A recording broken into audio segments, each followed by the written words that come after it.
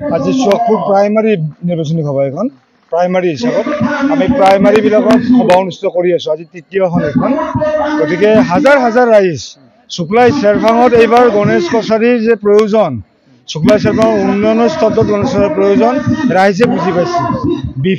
BPF দলে আজি অন্যান্য দল সংগঠন ৰাইজে স্বতঃস্ফূৰ্ত আহ্বান গণেশ কছাৰী ডাঙৰীয়া জিকিব লাগে, আৰু তাৰে প্ৰতিচ্ছবি এইটো, যাকে যাকে হাজাৰে হাজাৰে ৰাইজ শুক্লাই চেৰভাঙৰ তিনিটা দলৰ যুঁজা চলি আছে, বিজেপি আৰু আপোনালোকে যুঁজা চলি আছে, কোনটো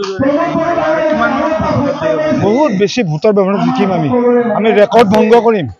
BTCৰ 5 নম্বৰটো নিৰ্বাচন আগৰ 4টা নিৰ্বাচনৰ ৰেকৰ্ড ভংগ কৰি এইবাৰ জিকিম, আৰু অন্ততঃ 8,000 পৰা 10,000 ভোটৰ ব্যৱধানত হৰুৱাম আমি বিজেপি দলে থাকিব ছেকেণ্ড পজিশ্যনত। বিজেপি দলৰ লগত আমাৰ গেপ অন্ততঃ 8,000 পৰা 10,000। উন্নয়ন, বেলেগ কথা একো নাই। যোৱা 5 বছৰ উন্নয়ন স্তব্ধ, শুক্লাই চেৰভাঙৰ উন্নয়ন সম্পূৰ্ণ স্তব্ধ। গণেশ কছাৰী ডাঙৰীয়া যিখিনি কৰিছিল ভাঙি গ'ল। গতিকে শুক্লাই চেৰভাঙবাসীৰ কাৰণে 1 নম্বৰ ইছ্যু এতিয়া উন্নয়ন। গতিকে গণেশ কছাৰী ডাঙৰীয়া BPFৰ কেণ্ডিডেট, তেখেতক শুক্লাই চেৰভাঙ বিশেষ উন্নয়নৰ স্বাৰ্থত জিকাব। যোৱা 5টা বছৰত উন্নয়ন স্তব্ধ হৈছে, কিমান ধৰণৰ উন্নয়নৰ স্তব্ধ হৈছে বুলি ভাবে আপুনি? বুজি নাপালো। কিমান উন্নয়নৰ স্তব্ধ একো নাই। মই কথাটো প্ৰশ্ন উত্থাপন কৰিছোঁ। গণেশ কছাৰী ডাঙৰীয়া শুক্লাই চেৰভাঙত বিগত 15 বছৰ 539 এটা উদাহৰণ 539খন দলং বনাইছে। আজি ৰমেন নাৰ্জাৰী ডাঙৰীয়া কিয় নোৱাৰে কওকচোন? হিচাপটো কৰক। এটা টাইমত 179কে পৰিব, 179 বাদ দিয়ক, 79 কৰক, 50খন কৰক, 20খনটো কৰক। দলং বনাব এতিয়াও বাকী আছে। ৰাস্তা গণেশ কছাৰী 150 কিলোমিটাৰ কৰিলে, তেখেতে কিমান কৰিলে? কৃষকসকলৰ কাৰণে বান্ধ গণেশ কছাৰীয়ে 23টা বনালে, 450 কোটি টকাতকৈ বেছি। তেখেতসকলে কি কৰিলে? অৰুণোদয় নামত ভুৱা ফৰ্মকেইখন বিতৰণ কৰি মানুহৰ ভোটকেইটা লৈ থকাই ৰাজনীতি নহয়তো। ৰাজনৈতিক স্বাৰ্থত ৰাজনীতি কৰি থকাটো ৰাজনীতি নহয়। আমাৰ অতি পিছপৰা অঞ্চল, এই অঞ্চলত কাম হ'ব লাগিব, বহুত কাম বাকী, আমাৰ কাম কৰিব লাগিব।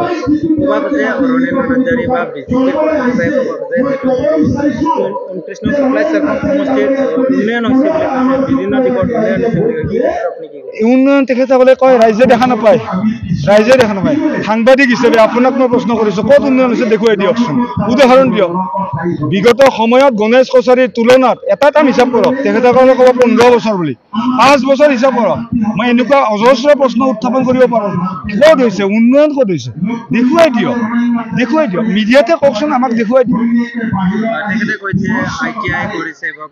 ঘৰকেইটা আমি বনাই থোৱা, তাত মাষ্টৰখিনি ব্যৱস্থা কৰিছে। ঘৰকেইটা গণেশ কছাৰীৰ দিনত বনাই থোৱা, তাত এডহক টাইপত মাষ্টৰখিনি ব্যৱস্থা কৰি ক্লাছ শুৰু কৰিছে। হয়, কৰিব লাগিব। জনপ্ৰতিনিধি অঞ্চলৰ উন্নয়নৰ স্বাৰ্থতে ৰাইজে জয় কৰোৱায়, নিজৰ ব্যক্তিগত কথাত নহয়তো।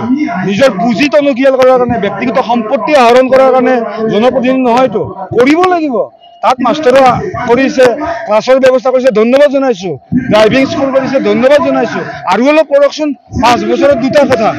তাত বাহিৰে ৰাস্তা ঘাট দলং অলপ কৰক। পিছপৰা অঞ্চল, বহুত পিছপৰি আছে। আজি ৰাস্তা চাওকচোন, ৰাস্তা মহৰীৰ পৰা নাওকটা 40 মিনিট সময় লাগে, নাওকটাৰ পৰা ভুৱাপুৰ আধা ঘণ্টা সময় লাগে। এনেকে হয় নেকি কওকচোন? অসমত ইমান শক্তিশালী চৰকাৰ আছে, কাম কৰক। মানুহজনে অকৰ্মণ্য, কাম কৰিবই নাজানে।